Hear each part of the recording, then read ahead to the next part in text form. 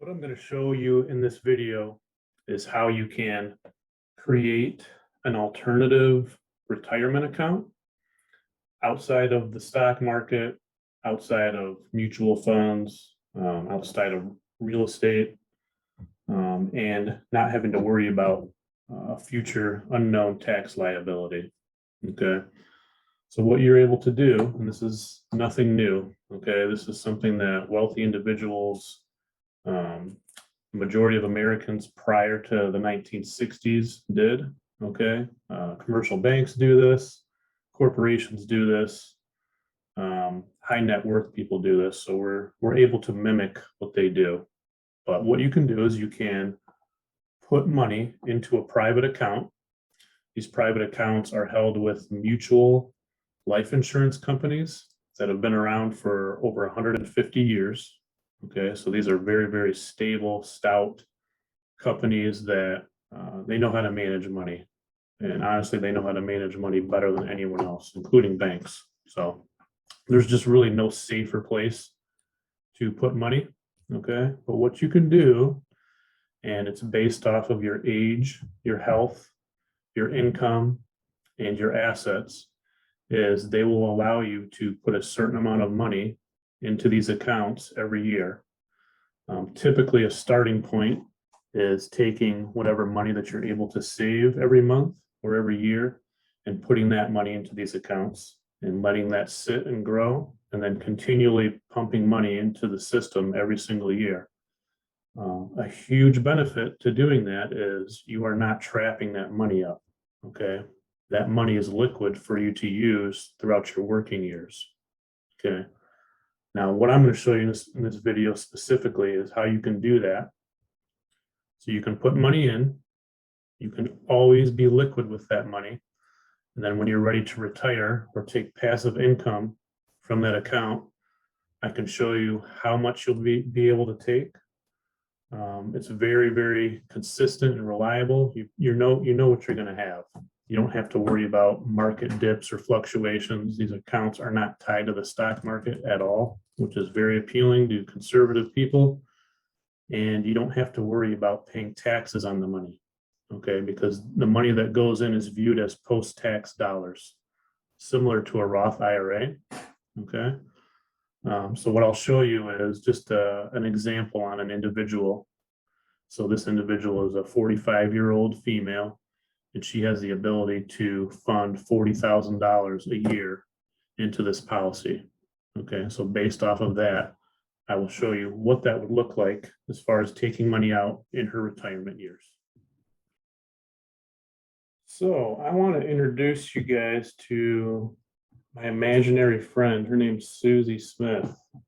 So Susie Smith contacted me and she said, "Hey, I've been listening to Dave Ramsey, Susie Orman, some of these people, and I want to know if you can rip me off with whole life insurance." I said, "Yeah, absolutely.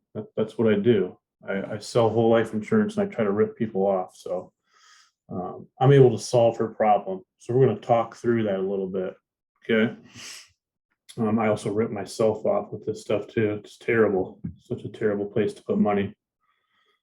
So with that said, let's kind of go through some numbers and make a judgment on that. So I'll start out by saying this. Okay, Susie, she's able to save about $40,000 a year total.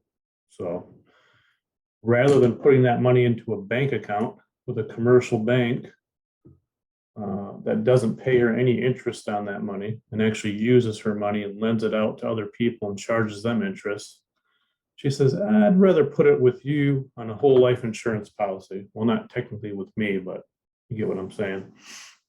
So I said, "Yeah, we can do that."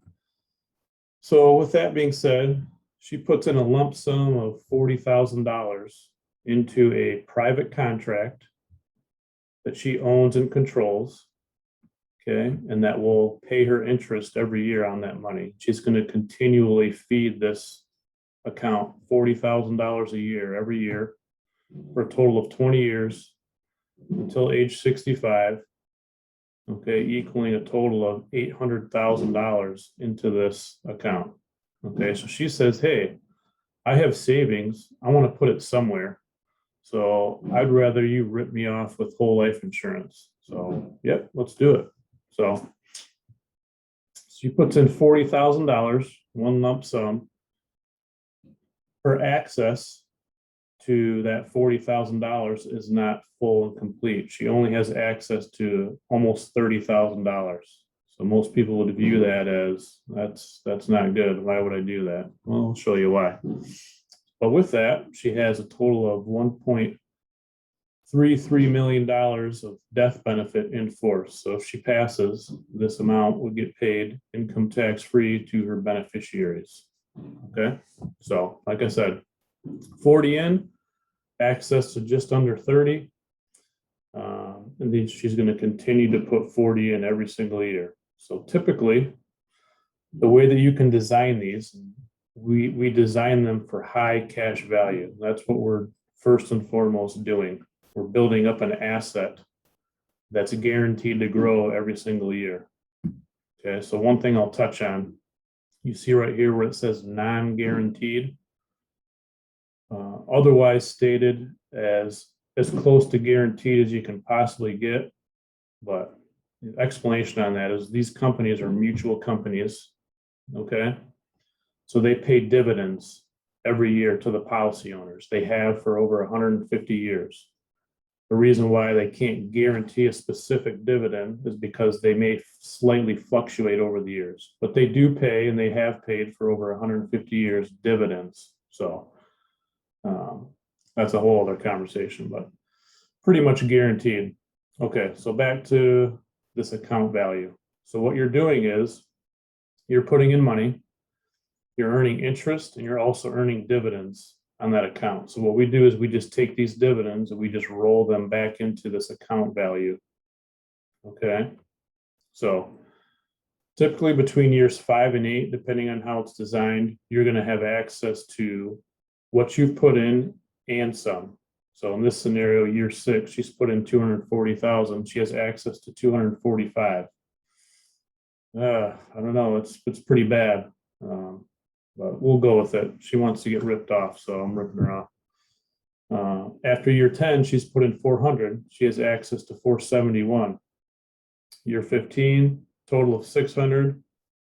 828. Eesh, not good. You go down to year 20 at age 65. She's put in 800. She has access to almost 1.3 million. Pretty bad. But she says, hey, at that point, I'm done working. I'd like to start using this account for passive income or retirement income. So what she's able to do per the IRS is take out all of the money she's put in first. So financial advisors, accountants, tax people understand what FIFO is. So it's first in, first out. So she's put in 800. So first, she's able to withdraw this 800,000, spread it out however she wants, and not have to pay income tax on that money. Okay, because money that goes in here is viewed as post-tax dollars, much like a Roth IRA, which you're able to put way more than you are with a Roth IRA. Okay, but so she can deplete the 800,000 she's put in. Once that's achieved, then she can switch over to loans, which that is also not money that she'll have to pay income tax on. Okay, so we're not being taxed on any of this money. But in short, like I said, 800 has been put in.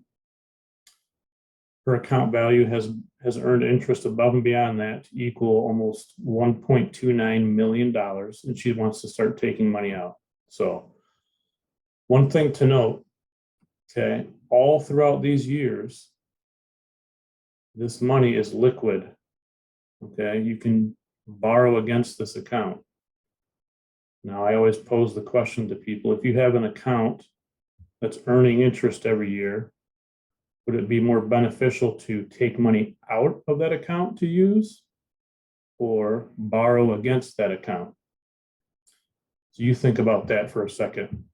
I'm not going to get into the details on that, but you figure that out. Okay, so at age 65, she has this much. she starts taking 78,000 out every single year from age 66 all the way to age 90. Okay, so for 25 years, we'll do a little math, third grade math on this. So again, she's put in 800. She takes out 78,601, okay, for 25 years.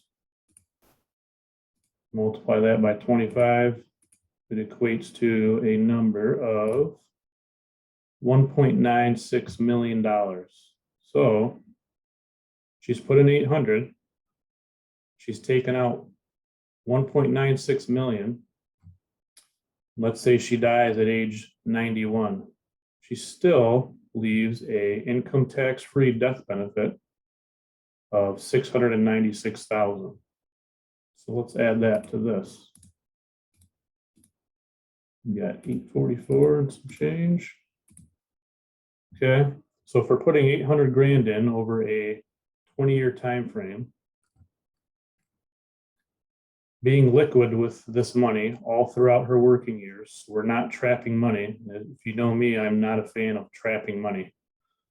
Have access to money, be in control over it, okay? Do bigger, better things, right? Okay, she's been able to take out a total of 2.66 million. Okay, tax-free income. Now, one thing, does she have to take 78,601 out every single year? No, she could take out more one year, less the next year. You get to control that. Okay, so you're in full control over this account. And once again, if she were to pass in any one of these given years while taking money out, this is what would get paid out to her beneficiary. Okay, so this is an excellent estate plan as well, where you don't have to worry about taxation. So that's just the gist and the basics of it, just kind of an elementary education on it. So you make the judgment if this is good or bad.